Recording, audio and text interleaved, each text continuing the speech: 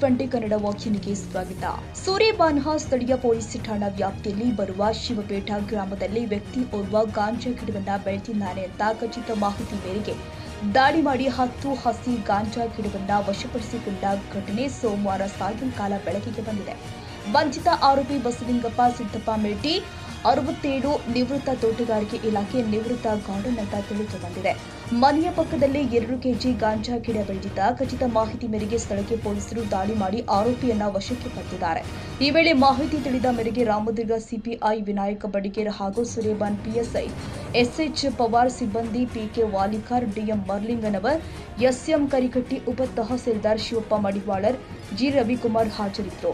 ಇವನು ತನ್ನ ಮನೆಯ ಪಕ್ಕದಲ್ಲಿ ಹಲವಾರು ರೀತಿಯ ಗಿಡವನ್ನ ಬೆಳೆಸಿರುವ ಗಿಡಗಳ ಜೊತೆಗೆ ಅಂದಾಜು 10 ಗಾಂಜಾ ಗಿಡವನ್ನ ಬೆಳೆದಿರ್ತಾನೆ. ಅಂದಾಜು ಮೌಲ್ಯ 10 ರಿಂದ 15 ಸಾವಿರದ್ದು ಅಂತ ತಿಳಿದು ಬಂದಿದೆ. ಈ ಪ್ರಕರಣ ಸೂರೇಬಾನ್ ಪೊಲೀಸ್ ಠಾಣೆಯಲ್ಲಿ ದಾಖಲಾಗಿದೆ.